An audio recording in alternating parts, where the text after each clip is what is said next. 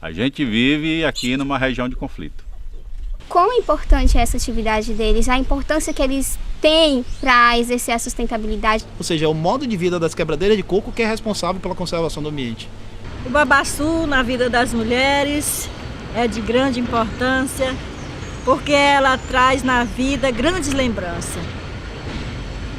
O babaçu, quando produz, ele oferece vários alimentos, não é só azeite, mas o mesocarpo, o artesanato, o azeite para temperar o frango, comer o feijão, o peixe frito.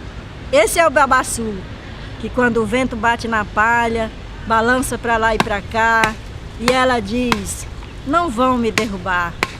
Mas hoje ela se encontra ameaçada, pois os grandes projetos estão aí para lhe devorar. E muitos não sabem o seu valor, pegam um veneno e começam a lhe matar. Muito se diz, se aproveita das leis que é implantada, que pode derrubar até 30% do babaçu da sua área.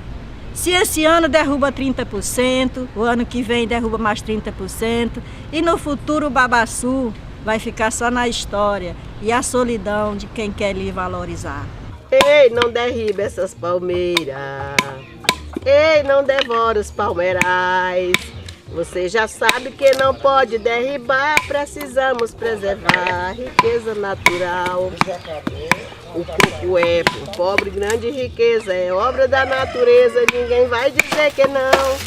Porque as palhas servem para cobrir as casas e já dá para ajudar a maior população. Ei, não derriba essas palmeiras. A situação dessas pessoas hoje ela é bastante complexa, né? Porque elas moram no entorno de um espaço que foi decretado para elas, né? O acesso ao babaçu está cada dia mais limitado, porque há um interesse muito grande dos proprietários em não aceitar o trabalho de gestão da Resex e da preservação do babaçu. Eles acabam ou matando a palmeira com veneno, ou colocando fogo, ou impedindo a entrada da quebradeira de coco através do uso de cerca elétrica nas propriedades, e isso atrapalha muito. E tinha muita violência na questão do babaçu, porque o babaçu era proibido, né? Os fazendeiros não deixavam a gente quebrar coco lá nas terras deles, porque diz que o casco do coco, né, que a gente chama casca, furava o casco do gado e criava doença, né, no casco do gado. E por isso eles proibiam a gente da gente não entrar dentro do babaçual para quebrar os cocos. E aí, essas famílias que têm como ponto de referência para a sobrevivência o uso do babaçu, acabam passando por sérias dificuldades, né? Porque é difícil o acesso ao coco. Hoje em dia eles não aceitam, os proprietários não aceitam mais que se quebre o coco dentro da propriedade, alegando uma série de coisas, inclusive problemas com porteira, com casco de gado machucado com casca de coco babaçu. E era um sofrimento, tinha fazendeiro que chegava a estrupar as companheiras, né? Nós tivemos um exemplo lá no município de Buriti, e que estrupou a companheira que estava quebrando coco. Como que eles conseguem, na prática, entender a importância dessas comunidades, que por muitas vezes elas são habitualmente marginalizadas no âmbito da sociedade, colocadas como coisas menores. A hora que a gente conseguiu expor o babaçu no mundo, sim, no Brasil e no mundo. O mundo inteiro fala hoje do babaçu por causa dessa luta. E por causa dessa luta criamos um movimento interestadual dos 4 estados do Piauí, Maranhão, Tocantins e Pará. Para mim, toda a minha luta junto com a das companheiras, todas nós companheiras, nenhum passo foi perdido. Nós comprávamos todas as coisas que precisava para casa, nós dava conta. Minha mãe era muito trabalhadora. Aí a gente trabalhava, não faltava nada em casa não, nós se virávamos nos 30. A menina desse tamanho assim, a trouxona desse tamanho assim, e o pedaço de sabão desse tamanho assim, e o sol por ali assim, e a lagoa desse tamanho com um pouquinho de água assim. É que a gente esquece, nós brincava de roda. Ai, olha que sabor maravilhoso. E a lagoa desse tamanho com um pouquinho de água assim. E dá pra tomar de manhã como leite, né? Uma vitamina. Isso é bom com farinha, Põe assim. com farinha e açúcar, bem geladinho. Nossa, Aí esse aqui que sobra, ó. Esse aqui que sobra, o que, é que nós faz com ele? Coloca para galinha. Eu acredito que quebrando coco, se a gente realmente se dedicar, o babaçu, gente, ele dá tudo pra gente. O babaçu dá a casa pra gente morar, porque com a palha a gente cobre a casa e é uma delícia morar debaixo de uma casa coberta de palha. A gente tá esquecendo essas origens, né? Com a palha você pode fazer os artesanatos, desde a vassoura, desde o palito para despalitar os dentes, sabe? Dá de fazer várias coisas, dá de fazer tanta coisa. E o artesanato, trabalhar com o artesanato do babaçu. O artesanato do babaçu, eu não sei se você já fez alguma peça do babaçu, mas é fantástico porque você faz terapia. Ao mesmo tempo que você está trabalhando com babaçu, é como se você estivesse fazendo uma terapia. E é gratificante, como ser humano, você pegar um coco, uma amêndoa, você cortar ela, você beneficiar ela e você passar por um processo, saber que você passou aquela matéria-prima por um processo e criou alguma coisa, né? Às vezes você olha assim, por exemplo, um mensageiro do vento desse aqui. Sim. A olhos nus você acredita que é uma coisa bem simples de fazer, mas não é. É um material duro. Ele desafia Ele você. desafia. Como é que eu vou criar uma forma para isso? Como é que eu vou dar uma forma para esse trem que não vira para cá, não vira para lá, que eu que vou ter que estar me ajustando? Ou seja, o artesanato do babaçu, você tem que se ajustar a ele. Trazemos para cá, aí tem o nosso companheiro, que além de sócio, é o nosso cortador oficial, o senhor Deusmar Ferreira, que ele inventou uma máquina. A gente foi até a Tobasa e ficava difícil, aí nós eles conseguiram uma máquina lá, não deu de conseguir, eles que não podiam, não deixou nem eu ver ela, para poder copiar, né? A gente copiava, né? Aí não deixou nem a gente ver. Então aí veio necessidade para o artesanato, né? Porque se não cortar as partilhas não tem como produzir. Aí foi por causa da necessidade de fazer o artesanato, aí cortando partilha de uma por uma tava difícil. Aí fui inventando ela devagarzinho fui inventando, fui aperfeiçoando, até chegou nessa invenção aí de cortar o coco inteiro, né? As 4 partilhas. Vai sentar mais 3, 4, 5, 6, 7, 8 mulheres e vai tirar o excesso, a massa do coco. E a amêndoa. E a amêndoa, né? Então já vai para o terceiro processo. Depois de fazer isso, aí nós vamos sentar todas nós em lixadeiras. E nós vamos lixar essas peças de um lado, do outro e lateral.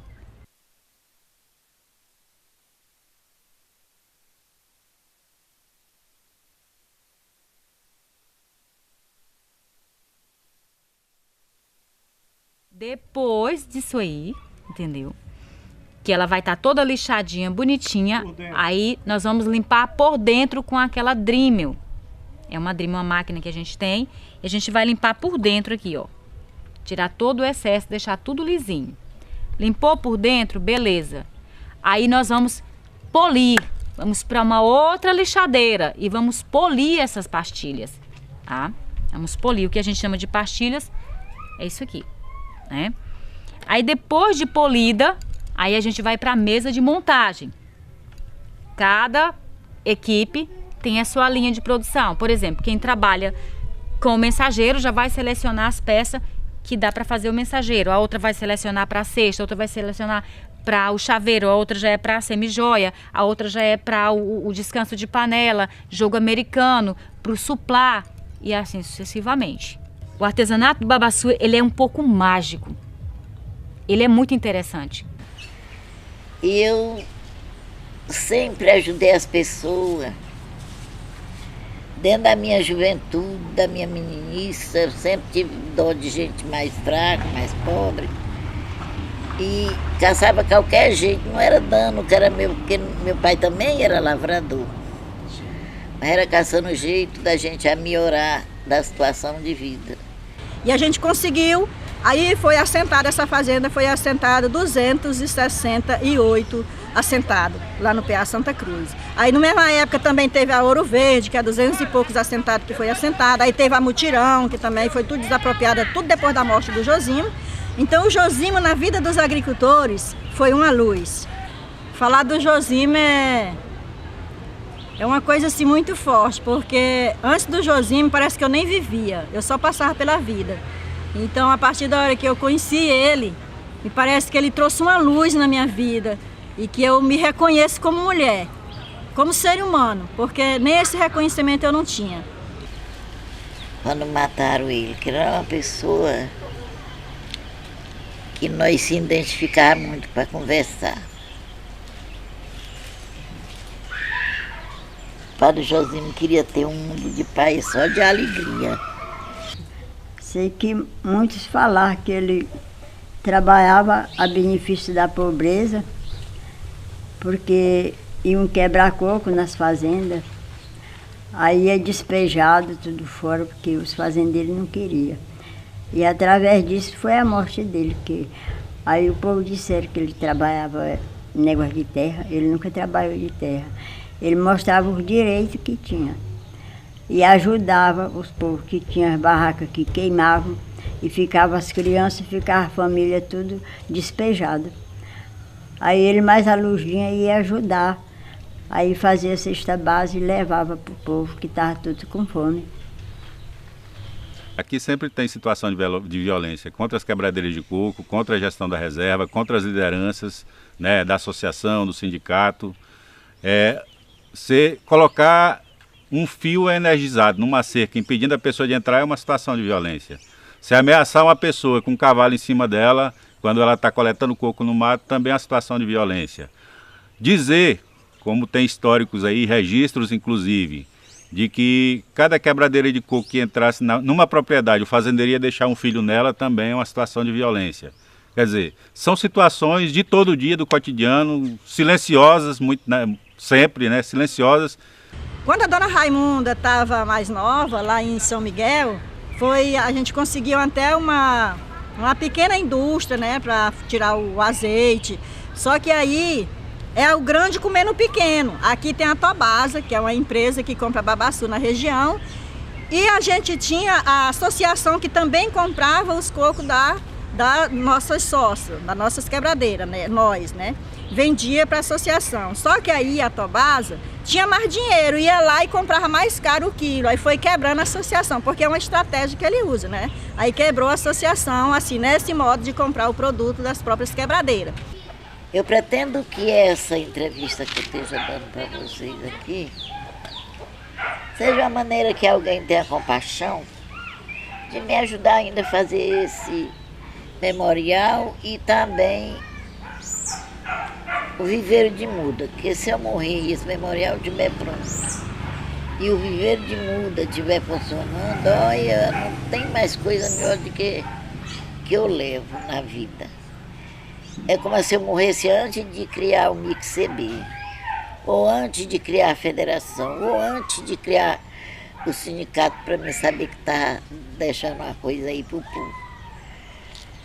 Assim, o que me move é ver que, apesar da idade dessas mulheres, há ainda uma esperança delas em ver esse espaço aqui à disposição delas para continuar fazendo o trabalho que elas sempre fizeram a vida toda.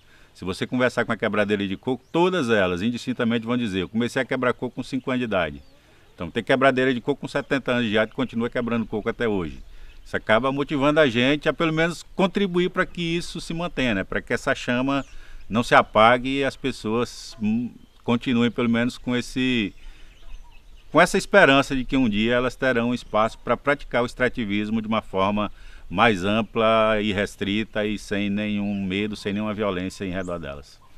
Mas hoje as mulheres, elas tiram o azeite do babaçu, elas têm associação regional e interestadual também, que é dos 3 estados, Piauí, o Pará, o Maranhão e o Tocantins, né, que essa associação representa. Cara, o principal ensinamento que eu tive aqui com as quebradeiras de coco, de um modo geral, que são muitos, né, são coisas miúdas que fazem um enriquecimento do aprendizado, mas o principal aprendizado que eu tive assim em loco foi que de fato são essas comunidades, que no Brasil a gente tem extrativistas de um modo geral, quilombolas, ribeirinhos, mas eu pude ver aqui em loco que de fato a conservação ambiental é feita por esses povos, né, porque eles vivem do babaçu. A gente está no bioma cerrado, né, com uma influência muito grande de mata de cocal, né, você vê que tem muito babaçu e a importância delas é porque o trabalho da quebradeira de coco ele contribui com a manutenção e preservação desse bioma. Em função de quê? De que ela vive exatamente disso. A palmeira de babaçu é a fonte de renda da quebradeira de coco. A gente já teve, né, quando o Lula, em 94, o Lula veio e entrou lá nessa fábricazinha de babaçu, lá em São Miguel. E quando ele assumiu, as mulheres, inclusive foi, nessa época as mulheres teve a lei do babaçu livre, né, que tem hoje em nível nacional a lei do babaçu livre, que conseguiram, e vários benefícios, inclusive para ela ser reconhecida como trabalhadora rural que tem o direito de aposentar. Pois é, o nosso ponto fundamental, o X da questão aqui é a regularização fundiária, que seria a indenização dessas terras, né, passar essas terras para o poder do governo, né, para o ICMBio, e aí o ICMBio disponibilizá-las através de um contrato de concessão de direito de uso para as quebradeiras de coco. Esse é o X da questão, essa é a nossa luta, esse é o nosso trabalho, que infelizmente ainda está bem distante de ser aquilo que a gente espera. Então, a lei do babaçu livre é como eu falei, né? As mulheres não podiam entrar, era impedida pelos fazendeiros de pegar o coco, de quebrar o coco.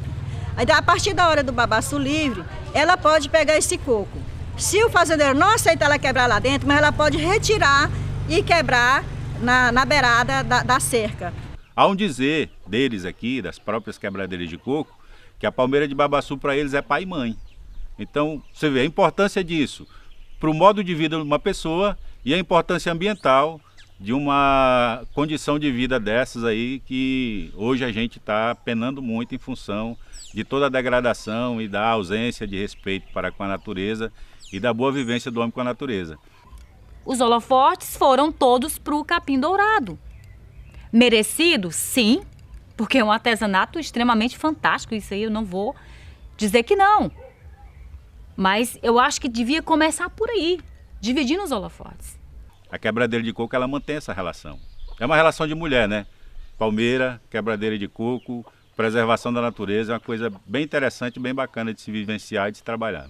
A gente às vezes vê assim, mas é diferente do que eu pensava, isso aí não é sustentabilidade, né? Então assim, pra mim, foi um momento assim, momentos, experiências de conviver, de ir lá, de ouvir narrativas dos extrativistas, de ouvir as experiências de vida deles, e através disso eu pude perceber quão importante é essa atividade deles, a importância que eles têm para exercer a sustentabilidade, para praticar a sustentabilidade. Então, assim, foi um aprendizado muito grande mesmo. Esse documentário aqui que eu estou fazendo tem que ser mostrado para o mundo inteiro, para que todo mundo veja que o babaçu não é uma coisa jogada, não. Que o babaçu não pode ser desmatado, porque o babaçu, além dele trazer um oxigênio perfeito para a gente, ele é a renda principal da família dos pobres. E a palmeira não se perde nada. O nosso povo é pobre, porém na luta é nobre. Eu quero ver esse povo bem feliz lá dentro de São Luís, dando um grito de animar. Eu quero ver a força da união, gritando pros tubarão, para o coco libertar. Vamos organizar, vamos organizar. O nosso povo é pobre, porém na luta é nobre. Domingo você quer dar baixada, chamar a companheirada e vamos juntos caminhar. Ô Doro, você de Araguaína, chama essas meninas e dá um grito de animar. Vamos organizar, vamos organizar. Eu quero ver esse povo bem feliz lá dentro de São Luís.